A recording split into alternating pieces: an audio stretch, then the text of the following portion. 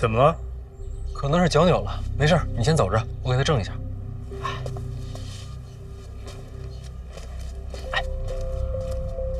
陛下得知消息后，略有息怒之色。但方才御膳房送的糕点，陛下吃了2、3块。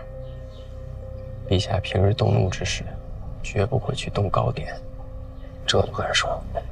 脑袋不要了，大人恩情，小人并未忘却。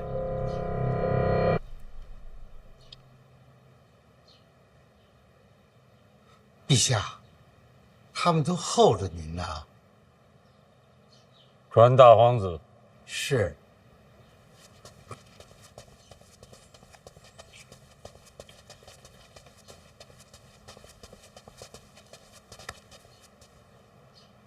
殿下，陛下让您进去。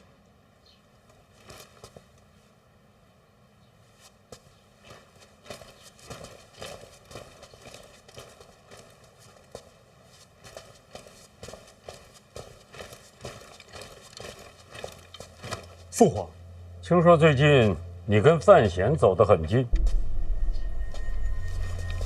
确有其事。朕想问问你，你这次前来是为他求情呢，还是为自己开脱呀？儿臣想替我们俩求情。为什么替他求情？儿臣看他有些顺眼。看他有些顺眼。来，坐。坐。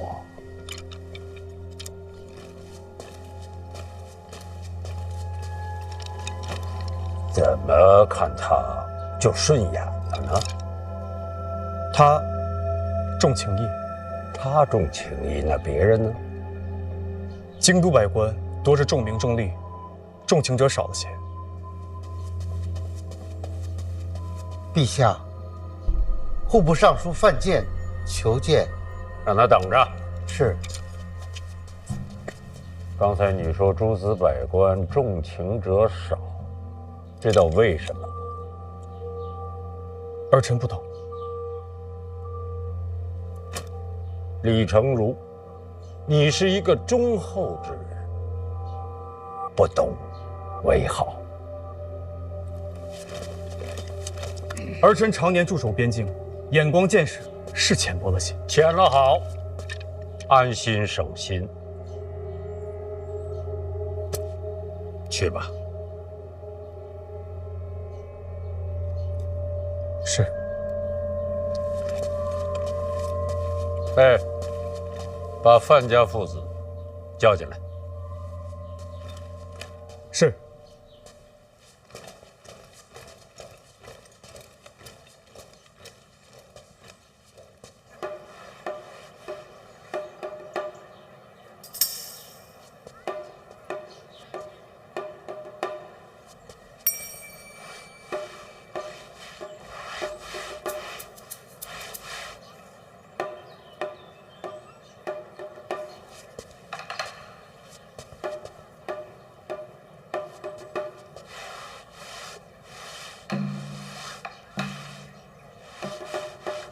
院长，行了吧？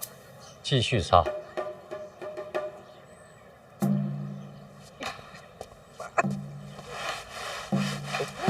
咱都等多久了，院长？陛下，臣是来谢罪。何罪之有？擅自出京，调动黑旗。陛下，这是临相回乡之时，将麾下门生旧故的名册转交于臣，臣献于陛下。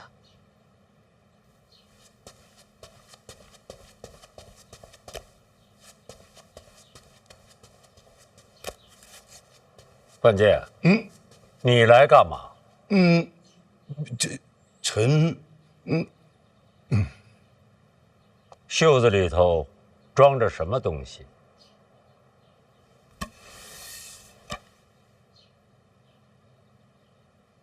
戒尺做什么用？范闲抗旨啊！他擅自出京，调动黑旗，陈听了火冒三丈。范家一族向来弑君以忠，怎么出了这么一个逆子？你准备怎么处置？臣想家法伺候。准。打！逆子，逆子，你气死我了！我今天一定要打死你！我今天一定要打死你！逆子，范闲，我今天不打死你，我还哪有脸见陛下？好了，别装了。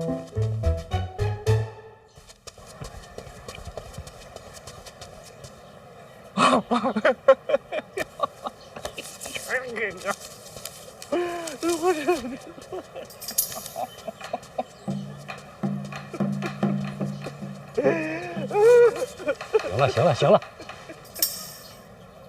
范闲没事了，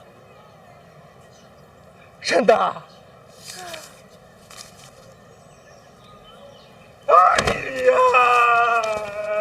你干嘛一直黑着个脸呢？你吓死我了，你！给你个忠告啊，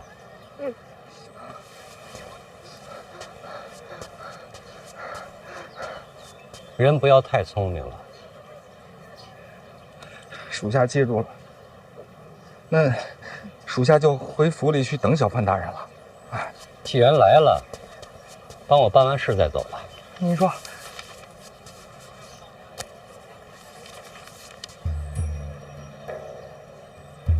，6处有人被杀了，麻烦你趟一趟。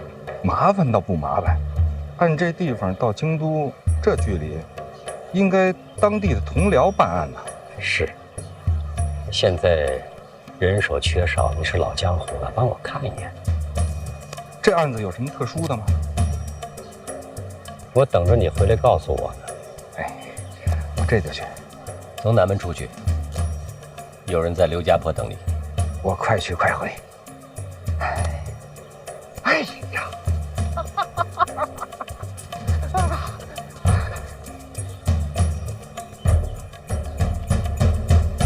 林相的事儿，朕一点都不在意。今天让你们前来，是要告诉你们一件事情。范闲，该完婚了。啥？你范闲该完婚了。我跟婉儿的婚事？你还想换一个人不成？啊，不换，就婉儿。好，3天之后完婚。3天来得及吗？从礼部拿银子，我们在事后给他补上。陛下，这不合规矩。范监范闲，你们听好了，这桩婚事不是你们的家事，是国事。是国事，陛下英明，臣领旨。哎，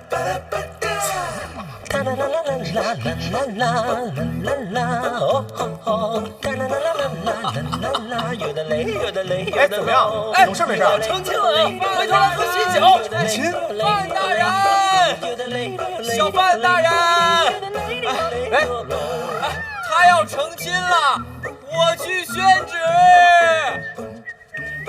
哎，纸宣完了？宣完了，要不要留下喝口茶？还得赶回宫里。3天后大婚，这哪来得及筹备呀？来得及，礼部操办，宫里出钱。我早说过，以我哥的才华，陛下肯定会宠着。哎呀，你呀，就这样把纸接了？哎呀，没问题。你稳重一些。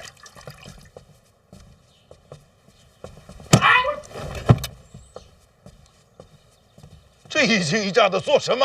爹娘，哥姐，咱要发财了，这是无本的买卖。什么无本的买卖？听着跟劫道似的。别说这么难听啊！什么叫劫道啊？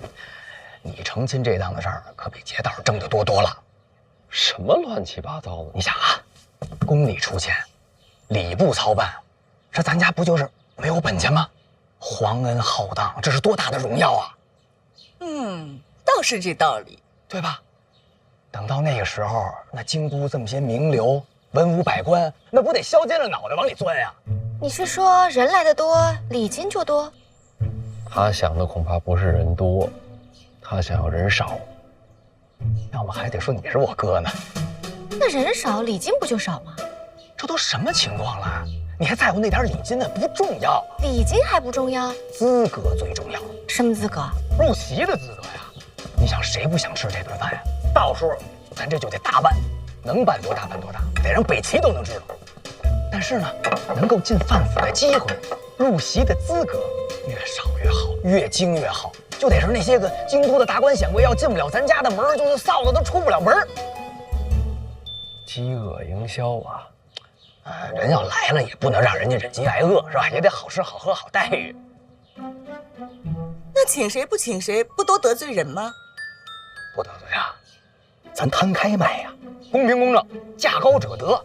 就是哥发明那词儿拍卖。咱嫂子皇家郡主够可以了吧？他要是成亲，他那几个哥哥不得来吧？太子得来吧？皇子得来吧？那满朝文武都得来呀！到时候这得吵到什么价去？人脑子打成狗脑子！这趟拍卖会必须由我来主拍，我来操控节奏。哎，你是偷偷回来的，最好别露面。那无所谓，已经都这种局面了，谁主拍都一样，姐你主拍都行，是吧？到时候这些人一来，咱们这些，哎呦哥，可能还得麻烦你，你再多娶俩，是吧？这产业一形成，这咱马上就成庆国首富了。我这辈子可就娶婉儿一个，不多娶了。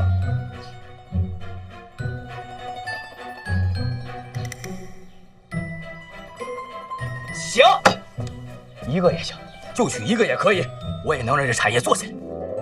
你是说等你成亲的时候再来一轮？那不，我成亲谁来没用，他就得犯闲。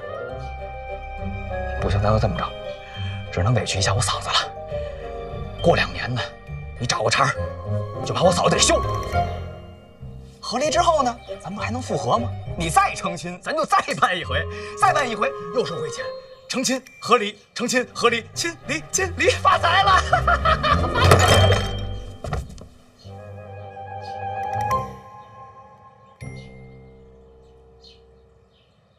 坐下。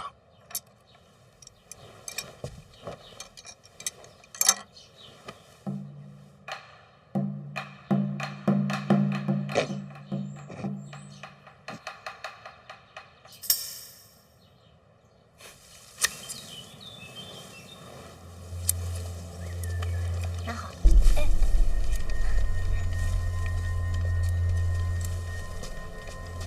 看这个，喝水，喝水吧。来，沏油茶。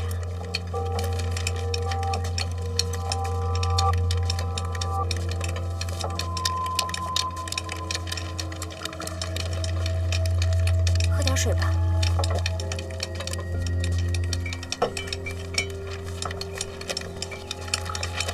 把这些送到那边去吧。好，我这也给我吧。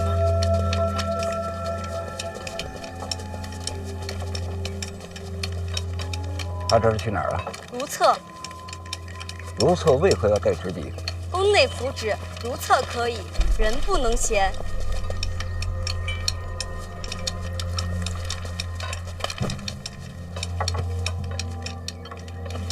参汤。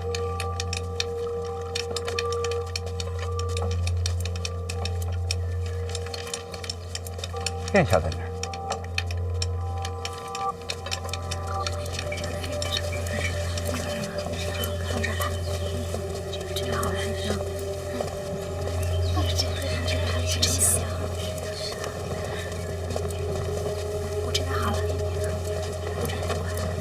把晕倒的那个给扶下去。好，给他个馍，加点辣子，让他去缓缓。扶，拿个馍过来。坐下，坐下。妈，是啊。哎呦，你来了？袁先生这些日子在信阳还习惯吗？一切都好，就是吃的稍微有一点点辣。相府不吃辣吗？相府自然要跟着林相的口味来呀。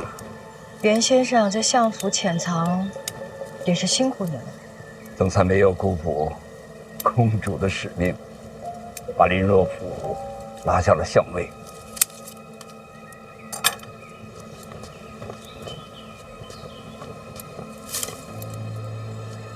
他在不在那个位置跟我没什么关系，咱们这出戏都是那位在搭台，我们不过就是跟着配合。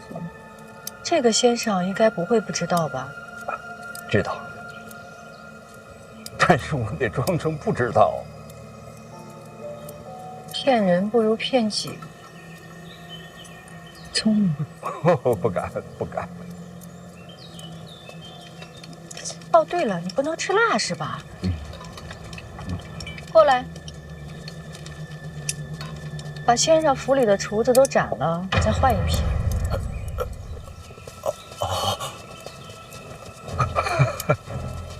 公主，大可不必呀，已经开始习惯了，也许再过几天我就无辣不欢了。唯一缺点还是心善。确实是习惯了。人善被人欺，我就是最好的例子。要不然怎么会从京都被赶到这个地方呢？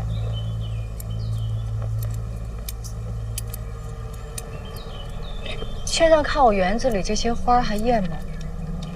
您这是？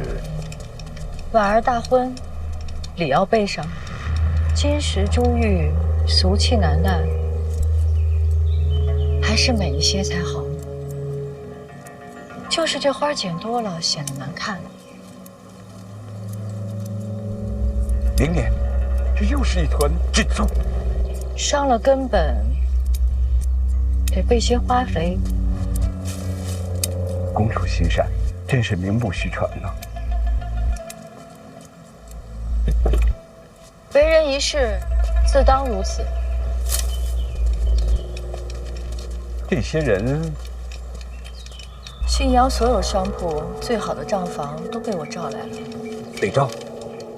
大婚之后，内库交给范闲，我把所有的账目替他理清楚，也算是份贺礼吧。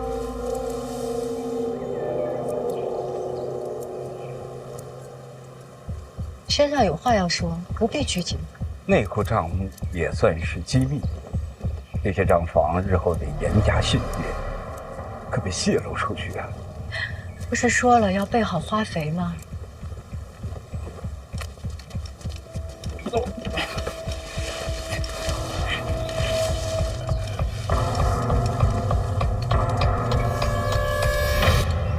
再到明年，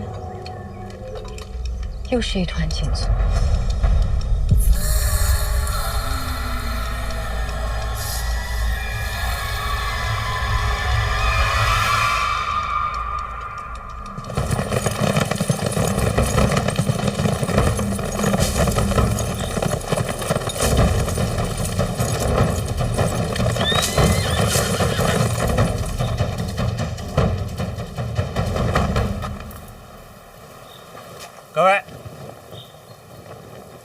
各位，怎么才来呀？我都到了会儿了。哎，各位，这是什么意思啊？不妨。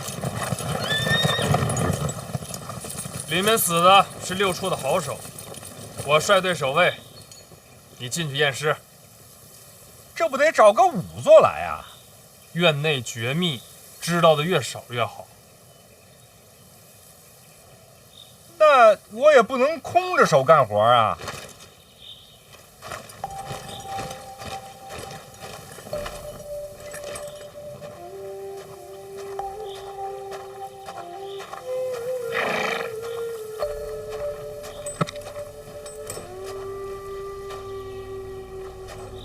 陪我一起吧。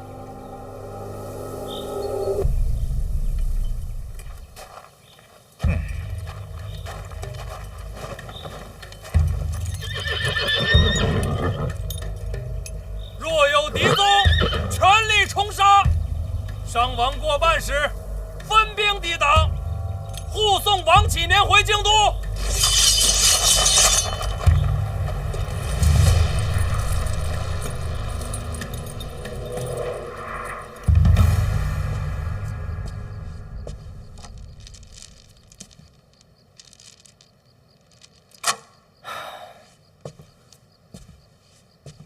这些已经是最上品了。总觉得差点意思。范闲大婚，殿下未免也看得太重了。禀报殿下，一家大小姐求见。进。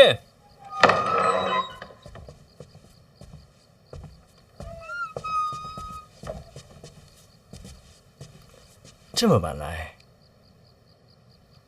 哪一出啊？婉儿跟范闲要大婚了。听说了。婉儿跟我如同姐妹，她跟范闲在一起并不容易，你别捣乱。怎么这么想啊？你说呢？我之前是给范闲下过套，可这次不一样，自家妹妹大婚，不想横出波折。你瞧，我这不是正在给大婚挑礼物呢，来帮忙选选。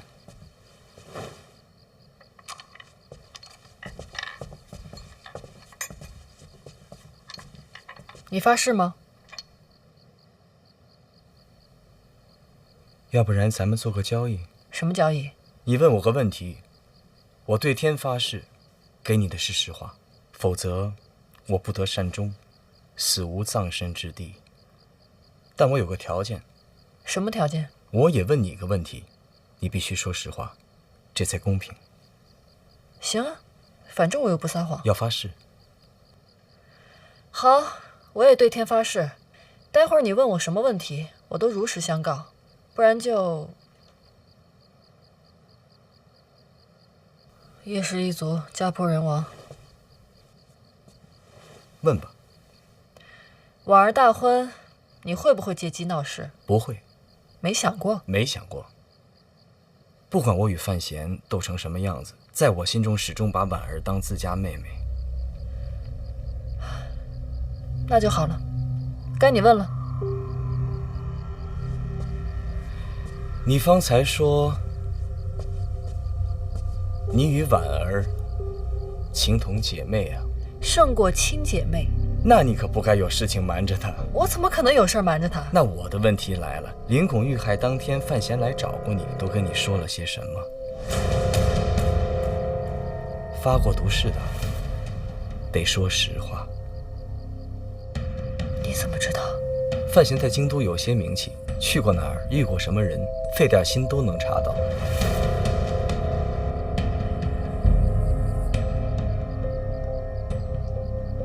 怎么？难不成你跟范闲之间有什么不可告人的秘密，瞒着婉儿？不是的。那是范闲来找我，就是问我件事儿。问了什么？你看见林拱与那2个牛栏街刺杀的女刺客见面，是你把这消息告诉范闲。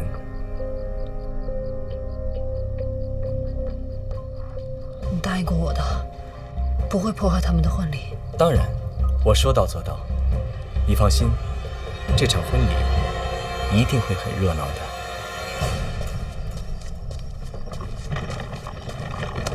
院长回来了。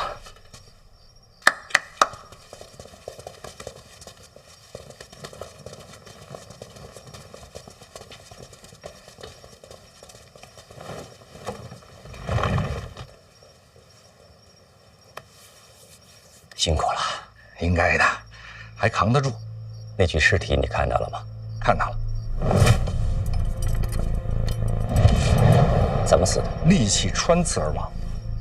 从伤势上看啊，凶手出手极快，易如凡人，武功高强。可除此之外呢，也没什么特别的。自江南到京都，山条水长，这跟江南有什么关系啊？前些日子，江南有连环杀手出没，此人武功极高，行踪难寻。费季亲自前往江南，就是为了这个案。有费老出手啊，那就万无一失了。费季前几日飞鸽传讯说他跟丢了，费老的跟丢了。自那日起，江南到京都，官府沿线不隔数日，就会有监察院的同僚惨死。那这凶手是从江南奔着京都来的？你看到的应该是最后一个。那按脚程算，此人应该到了京都。可这是谁呢？他能让费老无功而返？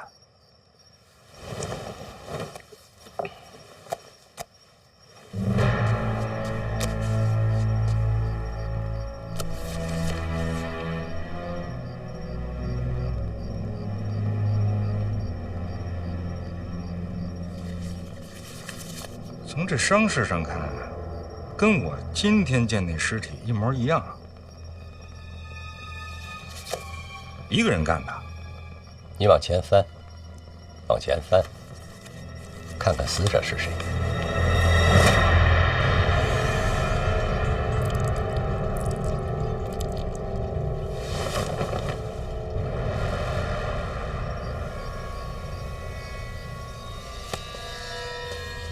院长，那这个消息我能告诉小范大人吗？你觉得为什么能让你跑一趟？明白了，请您告退。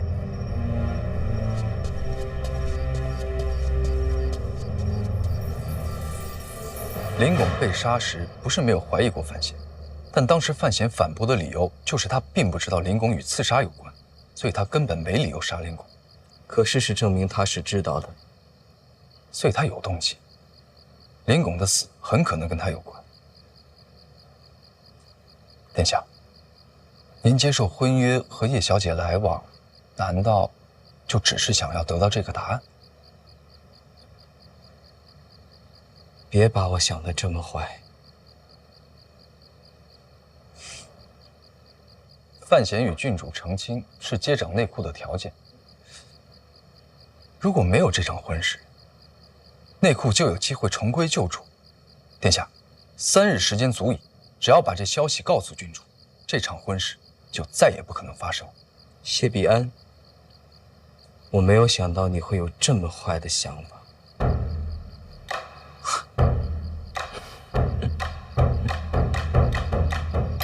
你是说有个连环杀手从江南到京都一路杀人？是。然后从死者伤势上看，跟从前的一个验尸结果类似。没错。那这所谓的从前的这份验尸结果，死者是谁啊？林拱。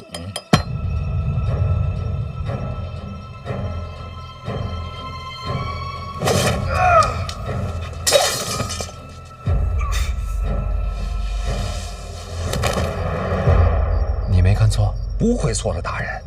2次伤势非常相似，这凶手啊，2次杀人，出手速度都是极快，异于常人。当然了，也有另外一种可能，那就是这次的连环杀手跟当年杀害林拱的那个凶手用的武器相似，武功呢也相差无几，也会有如今的这个结果。你刚才说，这个凶手是从江南一路奔着京都杀过来的。从时间上算的，现在应该已经在京都了。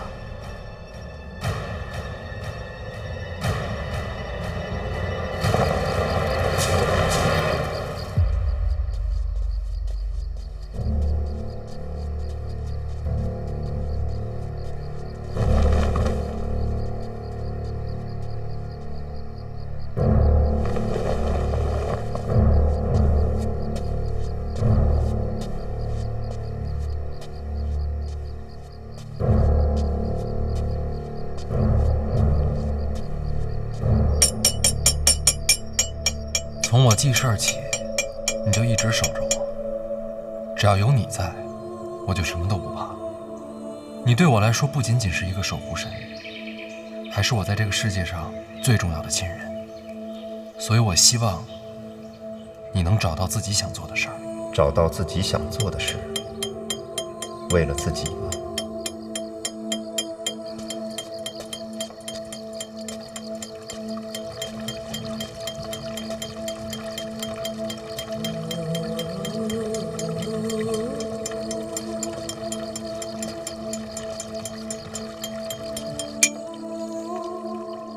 谁？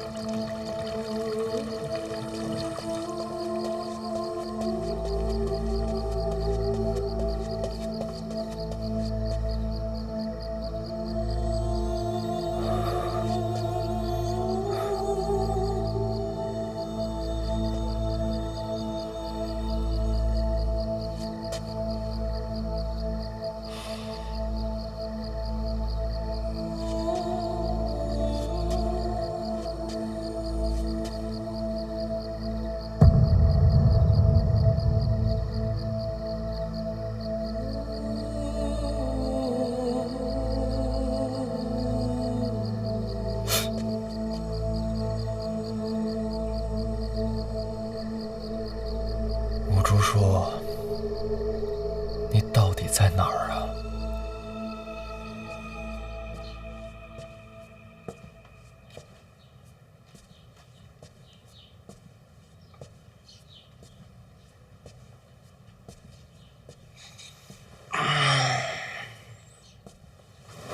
哥，你醒了！姨娘，哥醒了！大仙醒了，睡好了吧？姨娘来了。哎，叔叔，你先出去啊，我换个衣服啊，姨娘。不用，正好是衣服。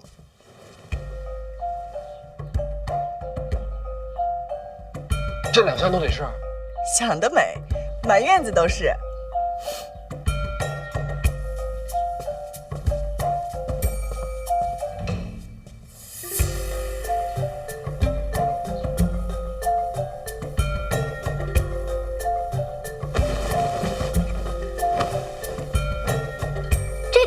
这个颜色我试试。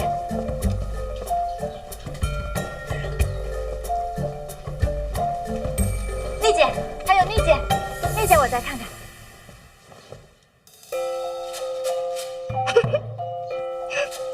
看来啊，真是如意郎君，小姐都笑开花了。不是，我在想，范闲这个时候应该也在试衣服。那肯定呀。你觉得他会逃吗？逃什么？逃婚呀。我觉得这就挺好。你觉得有什么用啊？得一件件试。你们先试，我出去一趟。走，是别想了。太折腾了，我受不了。折腾，这才最外面一件，3套内里都没到呢。我死了得了。说完再死。叔叔，你从小最听话了，你放哥走吧。哥，我也是心疼你。你明明在笑。有吗？我早上没吃东西，心里慌。边换边吃。我接手。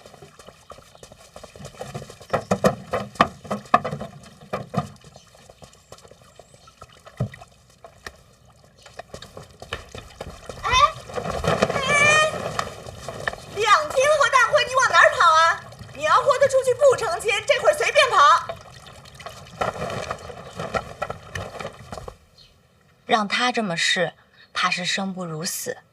您怎么知道啊？我了解他呀。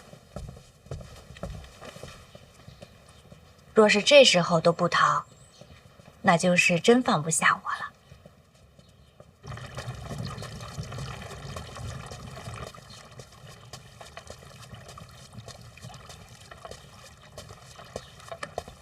不跑了？来吧。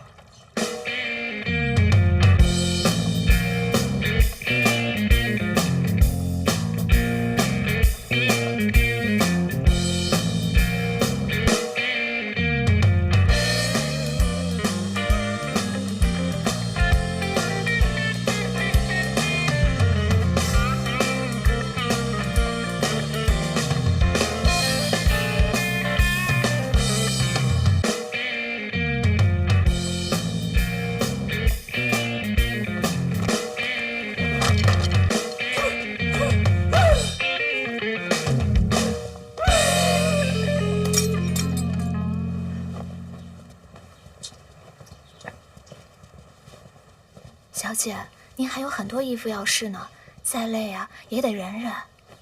他不逃，我就不逃。婉儿，婉儿，灵儿，你来的正好，我试了好多衣服，都快挑花眼了，你快帮我选一选。我有要紧事。你们先歇会儿，都下去吧。都下去吧。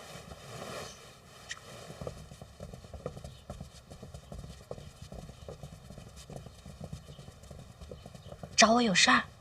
李晨，啊切！你怎么了？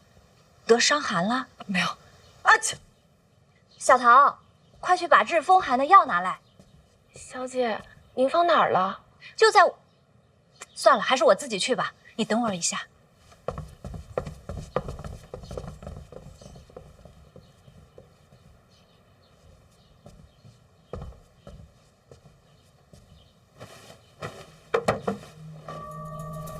谁？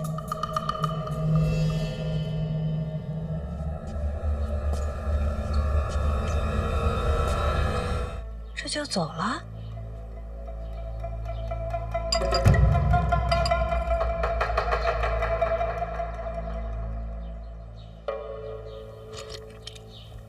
我让人去你府上问问，说你喜欢紫苏汤，便让他们学了做法，味道还行吗？我们叶家掌管京都城防，我莫名失踪，他们总会找上来的。你没有失踪，你出城有急事，还给家里留了书信。什么书信？你学我笔记？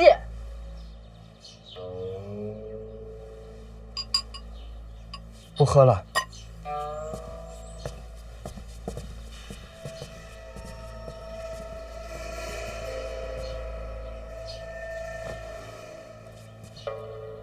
你抓我是为了什么？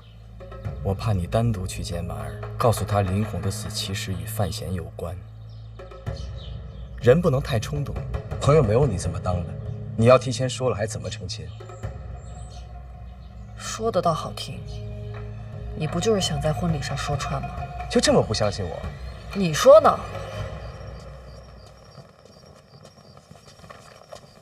这绸带是不是有点长啊？对对对，我觉得这件不错，应该算是甲等上乘。甲等上乘，你觉得呢？我觉得还行。谁问你了？你来干嘛？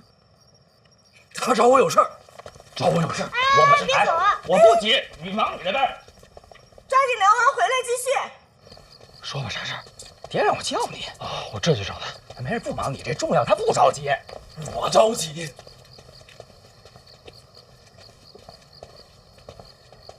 爹，爹，您找我？哎呀，哎呦，哎呦，还真是挺合身。哎，您说合身，那就定这身了。不，我没说，我说了不管用。我是真受不了了，这一箱一箱的，什么时候是个头啊？哎呀，人生大事得要周全。不是，这一件又一件的，看着都差不多，有什么区别呀？谁说不是呢？您当年也这么试的？我试的比你多。那您怎么过来的？熬过来的。哎。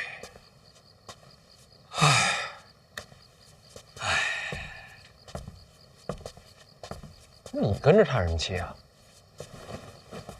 我是想啊，寻常人家根本没有你这种机会换这么多套衣服，你这烦恼啊，其实是人家的幸福。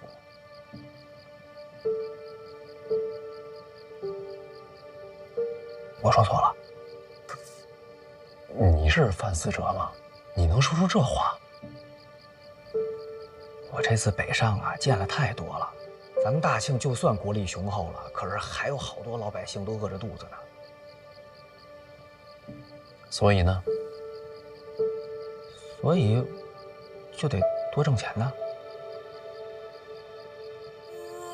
我多挣钱就多开铺子，最好铺满全天下。什么大庆啊、北齐啊，哪怕是东一城都开铺子。那铺子开的多了，来做工的人也就多了。我没想的太大太远，就想着让所有人都吃上饱饭。说的没错。嘿嘿嘿，光赚钱怎么行呢？哎呀，你有这份心，也算是长大了。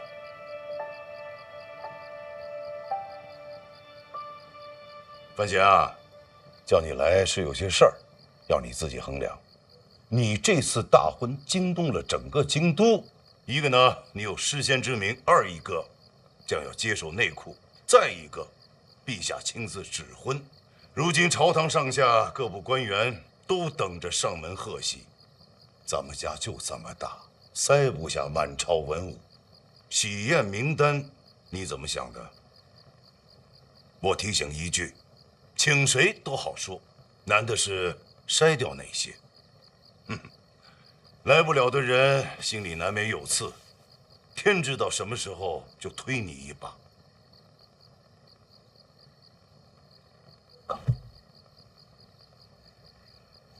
你再说说，这拍卖会能成？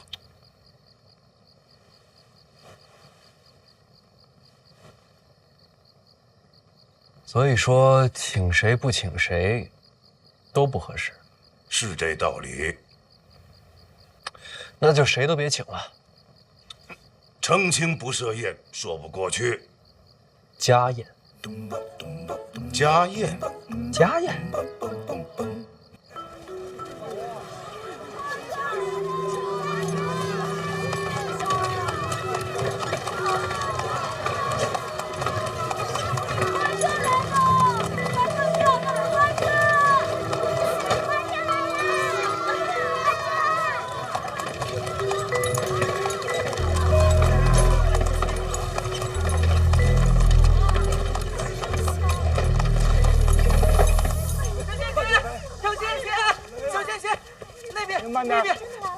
那边来了个大家伙，可漂亮了。他们都是奔你来的，你知道吗？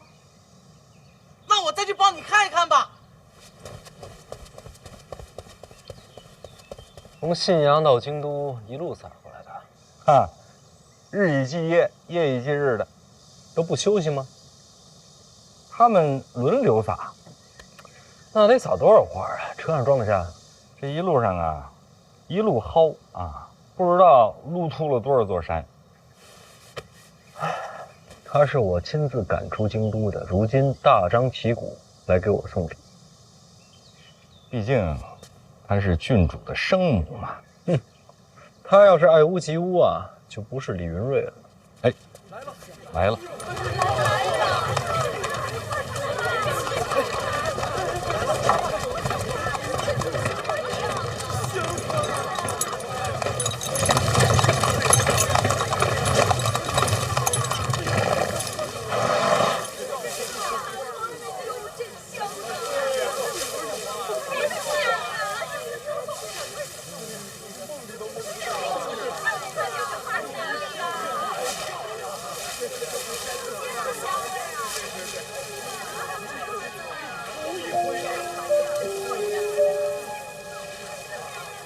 什么意思啊？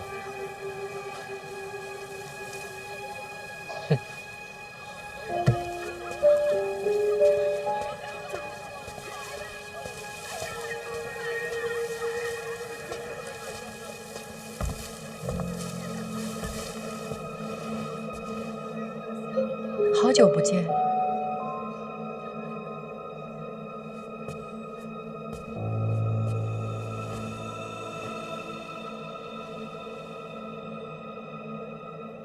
陛下命你留在信阳，若无旨意，不可回京。我抗旨，就是偷偷回来的。你现在可以去告我，一告一个准。回京都是想做什么？给你的。别怕，只是我的一份贺礼。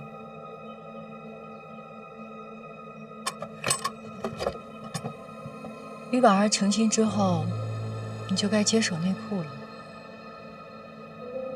这是内库的账本，还算有诚意吧？不惜抗旨回京，就为了送这个？成亲那天，我要见见婉儿，她是我的女儿。成亲是她一生中最重要的日子。我没有过那样的生活，但是我希望她有。我也想给她留下最美好的回忆。所以婚礼期间，你我休战。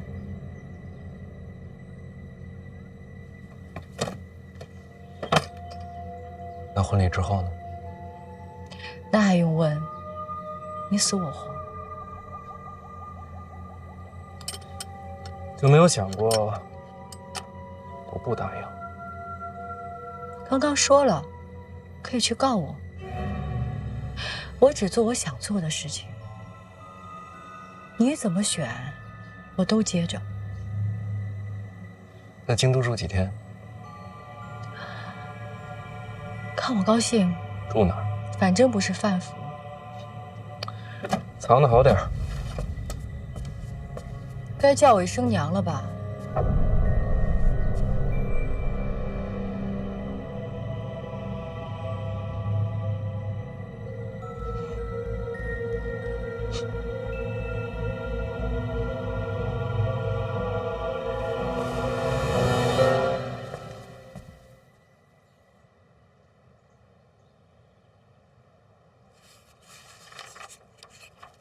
慢点看，别对着强光，不着急。没事，看完了。怎么样？内库的经历是一个无法复制的传奇，毕竟是曾经的天下第一商铺。有史以来，天下第一商铺都不为过，多少奇思妙想，分铺开遍天下。还有皇室撑腰，如今看来，这账面上亏损了2000多万两。李云瑞这个生意做的，就该掉脑袋。皇室的脑袋没那么好掉。你听到这个欠款就不惊讶吗？早该想到的，就算没欠，交到我手里也该欠了。这件事情对于你来说，不光是账本，也是一个坑。就算是坑，也等到成完亲再跳吧。你说的对，婚事天下最大，你娘也盼着这一天呢。这些账册是不是先藏着些？怎么藏呢？人家撒着花送来的，不如大方点。大方点。现在通知8处的人过来抄录，正好，你也用一下你娘留下来的宝贝。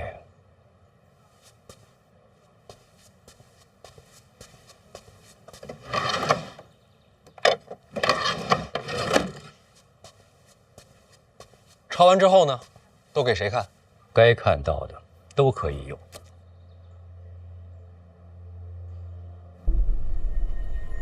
内库底蕴犹在，范闲又是个人才，我猜不出4、5年，亏空即可追平。这账本大张旗鼓的送来，该知道的都知道。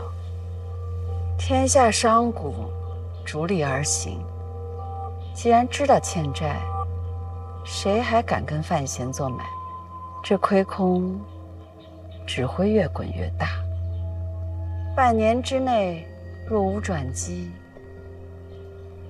他就得把内库吐出来。哎，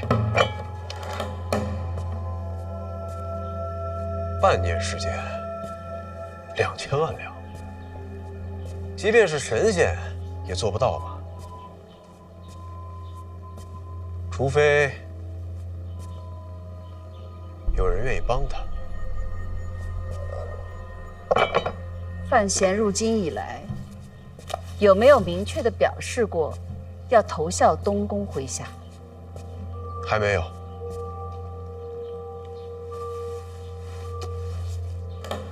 2000多万两的大客，换个礼尚往来，不过分吧？你是在救他。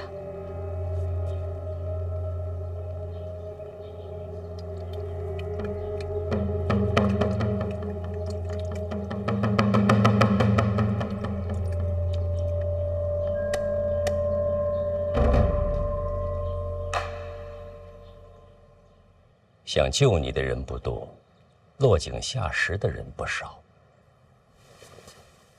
毕竟数目比较大。是2只眼睛都看不清了吗？不，就这只。啊，应该是老花。毕竟2000多万，你就一点都不上心啊？先不管他，成亲了再说。别着急，欠款的事情，陛下知道，我也知道。我不着急。其实我这次来啊，也不全是为了这事儿。连环杀人的事儿，王启年和我说了，凶手看清了吗？我猜想着你当天就会来找我。这事儿要能摊开说，您就不会转个弯让王启年跑一趟了。你小子可以做官，是吴主书干的吗？不知道。从江南一直杀到京都，见过他的人都赔了心。那这些天呢？这些天京都平安，凶手好像是销声匿迹了。那就不是他。吴珠忘记了很多事情，如果再来一次呢？如果他连你也忘记了呢？甚至对你出手，该怎么办？您这老花，我给您想想办法，一定给你解决。如果真是他的话，怎么办？我成亲，您来不来？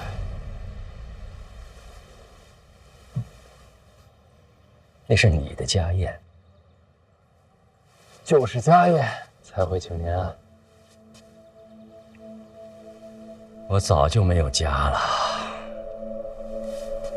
这不还有我呢吗？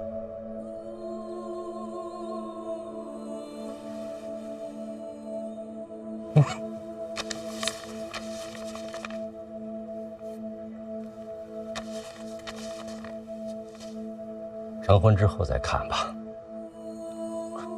这是随礼，人不去礼不随，不合适。里边装了什么呀？神神秘秘的。祝你永结同心，100年好合。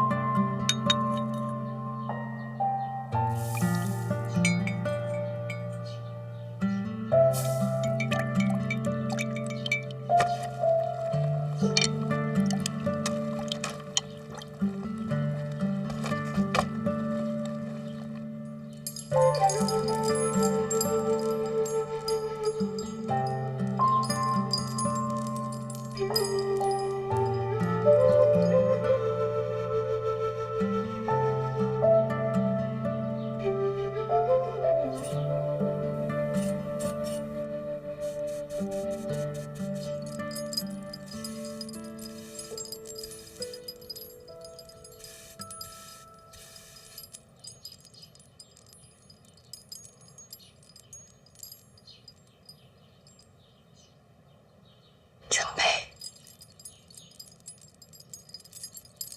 母亲大人，别动。今天就让我替你梳妆。你何时回的京？偷偷回的。陛下没旨意？没有旨意。那这是抗旨啊！上旨什么时候抗过娘？抗旨可是重罪。我不在乎。你出嫁，我要是不回来，那才是重罪。母亲大人，我这辈子有一点是认准的。什么？这天上地下，我李云瑞最美。虽然有人眼下看不到我，但也不是我的错。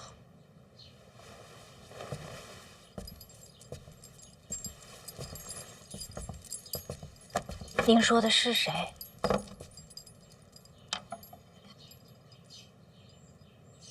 那不重要，我那样说，就是想告诉你，我一定要来京都，因为我要亲自替你梳妆。在这人间，如果我允许有另一个人比我更美，那个人必须是你。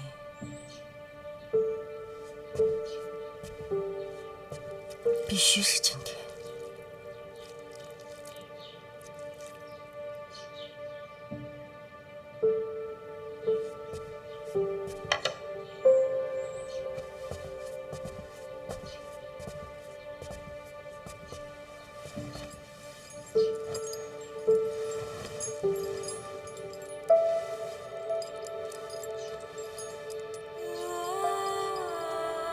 从小到大，你都是孤身一人，过得不快乐。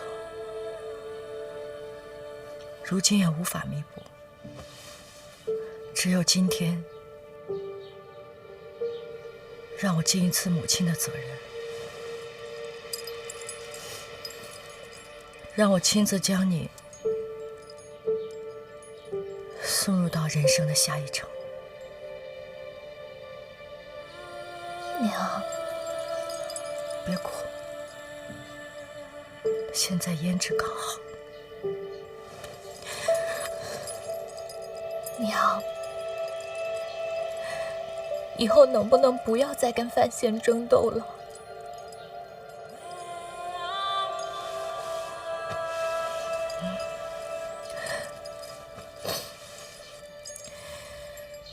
看看你，多美！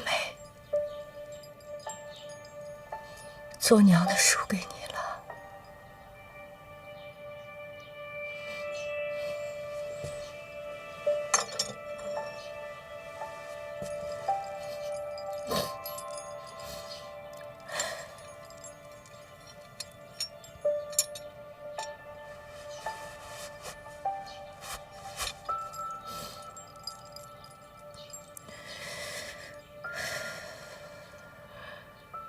该做的我已经做完了。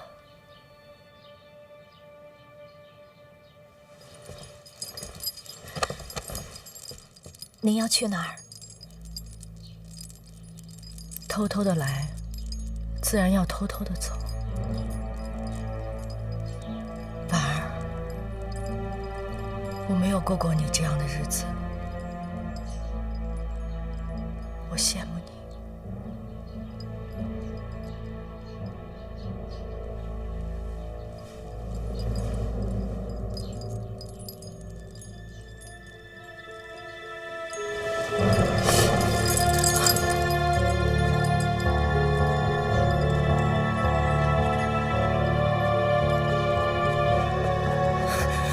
站住！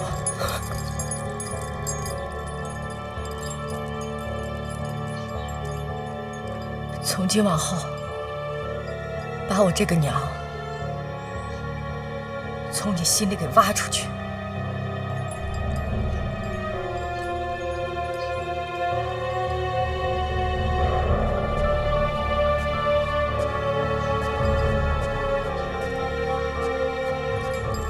您能来，